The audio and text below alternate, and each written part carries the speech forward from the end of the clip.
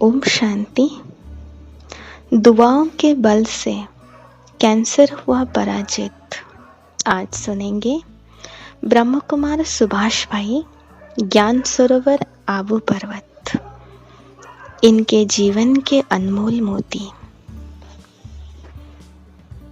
फरवरी 2008 में मुझे ऐसे लगा कि मेरे पेट में गांठ है। डॉक्टरों ने सोनोग्राफी के लिए कहा। कैंसर स्पेशलिस्ट डॉक्टर मेहता से मिला तो उन्हें कैंसर का शक हुआ और मुंबई में गांठ की बायोप्सी की गई।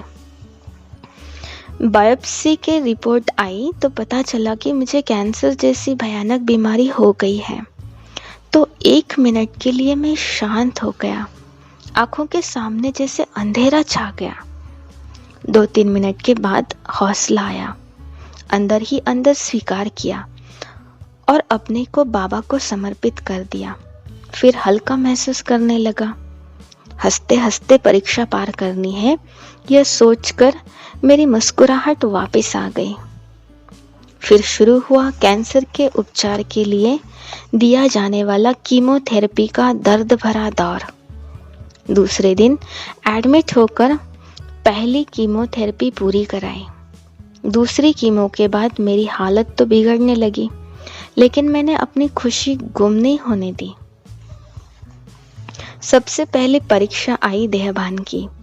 एक दिन मेरे सिर में बहुत खुजली सी होने लगी। मैंने थोड़े बाल खींच दिए तो बालों का गुच्छा ही हाथ में आ गया। बाप रे, ये क्या हो गया। तुरंत मैंने नाई को बुलाया और पूरे बाल साफ कर दिए। पूरे साल तक फिर मैंने सिर पर बाल ही नहीं देखे। कीमोथेरेपी के द्वारा जो दवाई दी जाती थी उससे शरीर बहुत गर्म हो जाता था। जो भी खाता था उसको माना जैसे पत्थर बन जाता था, जिस कारण पाइल्स की तकलीफ भी होती थी। कभी तो खाने पीने से ही वैराग आ जाता था। सोचता था ऐसे ही बाबा के पास चला जाओ। कीमोथेरेपी के कारण WBC कम हो जाती थी तो हड्डियों में दर्द होता था। कभी तो मैं इतनी कमजोरी महसूस करता था जो खटिया से ही उठ नहीं पाता था। मेरा भाई मुझे उठाता था। मुझे अपने आप पर हंसी भी आती थी कि मुझे ये क्या हो गया है। कई बार महाभारत के यादगार पात्र भीष्म पितामह की याद आती थी। जैसे उन्हें बाणों की शैया पर सोए दिखाते हैं, मैं भी वैसा ही अनुभव करता था। अनुभव होता था कि बस अब घर जाना है।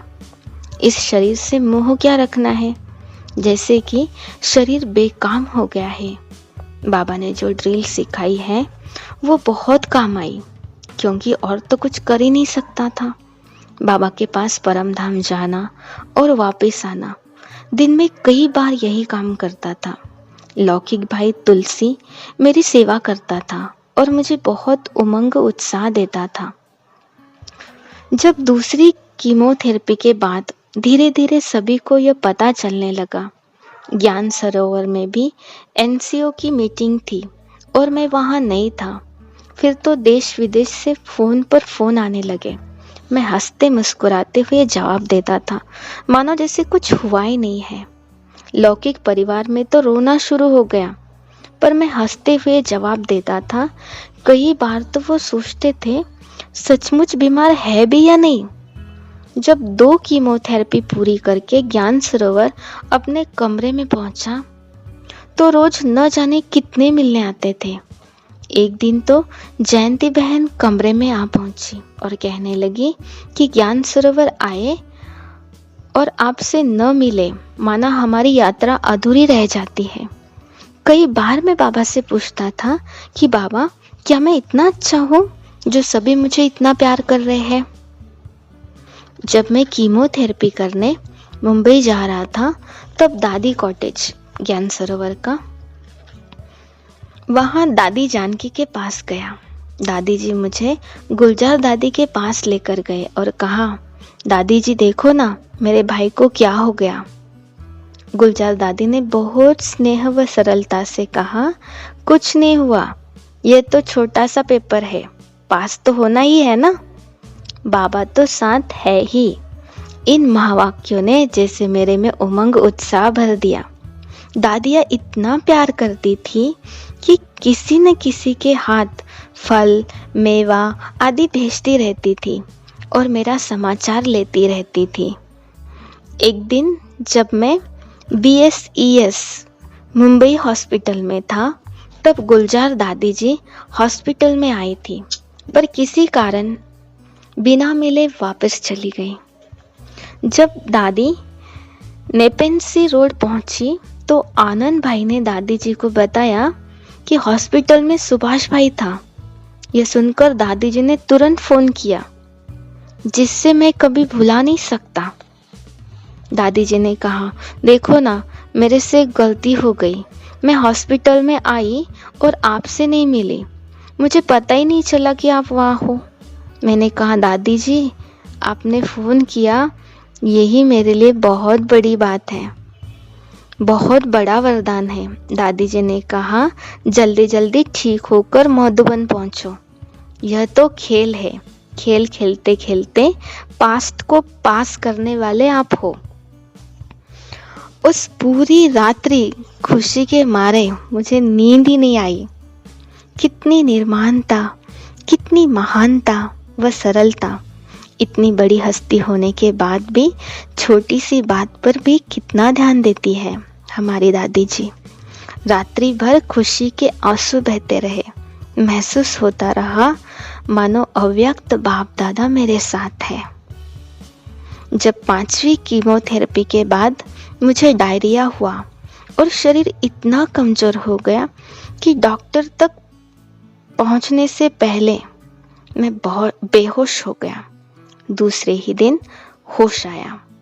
फिर मुझे संवेदनशील कक्ष में अर्थात ICU में रखा गया, जहां सभी को मास्क पहनकर ही आना होता है और दूर से ही बात करनी होती है। डॉक्टर जी ने कहा कि इन्हें कोई नहीं मिले ऐसे बाहर बोर्ड लगाओ, क्योंकि WBC कम होने के कारण इन्फेक्शन लगने का डर होता है। मैंने अनुभव किया कि जब भी मेरी हालत ज़्यादा खराब होती थी, बाबा डॉक्टर अशोक मेहता जी को मेरे पास भेज ही देते थे। ऐसी नाजुक स्थिति में मैं बाबा को कहता था, बाबा, वैसे भी 22 साल सेवा हो गई, अब मुझे सेवानिवृत्ति मिलनी चाहिए। अब इस संसार में मेरी क्या ज़रूरत है, अब मुझे अपने पास आप बुला ही लो। तो बाबा का जवाब आता था कि यह शरीर रूपी संपत्ति बाबा की है, आपने तो बाबा को समर्पित कर दिया है अपने आप को, तो सोचने की ज़रूरत नहीं है। बाबा जानता है कि क्या करना है, बाबा को मत सिखाओ। समय सफल हो, इस उद्देश्य से मैंने पूरी दिनचर्या बनाई। जब मुझे बहुत ज़्यादा कमज़ोरी महसूस हो रही थी, उस समय भिन्न भिन्न योग के अभ्यास करता था। कीमोथेरेपी की कठिन प्रक्रिया के 10 दिन बाद मैं अपने आप को थोड़ा अच्छा महसूस करता था। तब जगदीश भाई जी की लिखी हुई किताबें पढ़ता था। बीच बीच में अव्यक्त बाप दादा की वीडियो, महाभारत रामायण का कुछ ऐतिहासिक VCD आदि सुनता व देखता था। सुबह के समय योग व प्राणायाम के पश्चात FM पर मुरली सुनता था और शाम को थोड़ा पैदल करता था। इस प्रकार दिनचर्या बनाई थी और सचमुच मेरा पूरा दिन सहज रीति से बीत जाता था। 6 कीमोथेरेपी का एक साइकिल पूरा हुआ। उसके बाद पेट का स्कैन किया गया। अब मेरी रिपोर्ट ठीक नहीं थी। अब मुझे फिर से 6 कीमोथेरेपी का दूसरा साइकिल पूरा करना था। अब की जंग पहले से भी बड़ी थी, क्योंकि पहले 1 दिन की कीमो थी और अब एक कीमो 4 दिन की होती थी। नसें सिकुड़ गई थी। सलाइन की सुई नस में बराबर नहीं जाती थी। मुझे याद है मेरी कीमोथेरेपी BSES हॉस्पिटल में चल रही थी। वो राखी का दिन था। मुझे राखी बांधने योगिनी बहन, सीरीन बहन तथा माधवी बहन आई और कहा कि घबराओ मत, बाबा बैठा है। आपने बहुत सेवा की है, आपको कुछ भी हो नहीं सकता। आपको कुछ भी चाहिए तो बताना। इस बात ने मुझे फिर से उमंग उत्साह में लाया और जंग करने की हिम्मत दी। ऐसे ही एक दिन संदेश आया कि निर्वैर भाई BSES हॉस्पिटल में आ रहे हैं। वो आए और मुझे अपने गले से लगाया, बहुत प्यार किया। मेरी आंखें गीली हो गई, दिल भर के आया। मुझे बहुत उमंग उत्साह दिया और कहा कि चलो अब जल्दी मैदान में आओ। जैसे इस बात से मैं बिल्कुल ठीक हो गया। जब कोई पूछता है कैसे हो, मेरा जवाब होता है मैं बिल्कुल ठीक हूँ। बाबा ने मुझे अच्छा बना दिया। अच्छा अच्छा कहते मैं और ही अच्छा हो गया। मैंने कभी किसी के सामने अपना रोना नहीं रोया, बस हंसते हंसते हिसाब किताब पूरा किया। कई पूछते हैं इलाज के समय तकलीफ होती है? क्यों नहीं, तकलीफ तो होती है, लेकिन अपना दर्द औरों को बताने से कम तो नहीं होता है ना। सुनने वाले और ही दुखी हो जाते। फिर हमने इतने साल राजयोग का जो अभ्यास किया उसका क्या फायदा। दुख दर्द भी हंसते हंसते बाबा की याद में पीता था। किसी को पता चलने नहीं देता था कि मुझे बहुत तकलीफ है। डॉक्टर भी पूछते रहते थे कि कैसे हो। मेरा वही जवाब होता था, मैं अच्छा हूँ। और सचमुच अच्छा अच्छा करते करते कहते कहते बाबा ने मुझे जल्दी ही अच्छा बना दिया। यही है बाबा की मदद का कमाल। माँ का प्यार भी कितना महान होता है। 95 वर्ष उम्र की होते हुए भी मेरी माँ सीढ़ियाँ चढ़कर मेरे कमरे में आती। मना करने पर भी वो रह नहीं पाती थी। मेरे पूरे शरीर की मालिश करती, अपने प्यार भरे हाथों से शरीर को एक्टिव करती। मेरे लिए खास बाबा को याद करती और कहती, बाबा ये आपका बच्चा है, इसको जल्दी जल्दी ठीक करो। सच में कमाल है मेरी प्यारी प्यारी माँ का। दूसरा और एक विशेष अनुभव सुनाता हूँ। एक दिन की बात है, बाबा की पधारमनी होने वाली थी। मैं अपने कमरे में ट्रांसलाइट के सामने बैठा था। छत्रपाल भाई ने FM पर मुरली सुनने का प्रबंध किया था। बाबा की पधारमनी के गीत चल रहे थे और मेरी आंखों से आंसू बह रहे थे।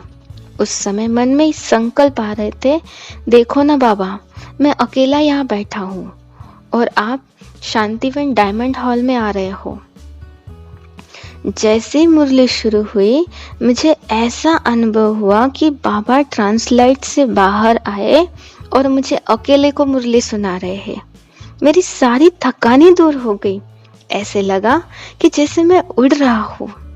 मुझे हल्केपन का अनुभव हो रहा था। जो जो बाबा मुरली में सुना रहे थे उसी स्वरूप में स्थित हो जाता था। बस मैं और मेरा बाबा, दूसरा न कोई। इतना अच्छा अनुभव मुझे जीवन में पहली बार हुआ था। मेरी खुशी का ठिकाना ही नहीं था। यह अनुभूति कई दिन तक तरोताजा रही। सच, बाबा को सच्चे दिल से याद करो तो बाबा अपने बच्चों के लिए कहीं भी पहुंच जाता है। भक्ति में कहानी सुनते थे कि भगवान अपने भक्तों की मदद करते हैं, और यहाँ तो स्वयं बाबा बाप रूप में हमारा कितना ध्यान रखते हैं। बाबा का लाख लाख शुक्रिया। दादी जानकी जी भी मुझे कहती थी कि तुम्हें बाबा ने सबके लिए एग्जाम्पल बनाया है। तो मैं सबको यही बताना चाहता हूँ कि बाबा ने जो शरीर रूपी गाड़ी दी है ना, वो बहुत कीमती है। उसे हर सेकंड व हर दिन ठीक रखना ये हमारा कर्तव्य है। बाबा की दी हुई जो दिनचर्या है उसके साथ साथ व्यायाम, प्राणायाम, खान पान पर विशेष ध्यान रखकर हमें सदा तंदुरुस्त रहकर बाबा की सेवा में तत्पर रहना है। संगम का एक एक सेकंड भी बहुत कीमती है। प्रकृति ने हमें इतना अच्छा शरीर दिया है। उस प्रकृति के मालिक प्यारे बाबा का हमें दिल व जान, सिख व प्रेम से कितनी बार शुक्रिया अदा करना चाहिए। प्यारी दादिया, बड़े भाई व सेवा के साथी भाई बहनों ने प्रत्यक्ष व अप्रत्यक्ष रूप में शुभ भावना, शुभ कामना व जो असीम प्यार दिया, उन सभी का मैं शुक्रगुजार हूँ।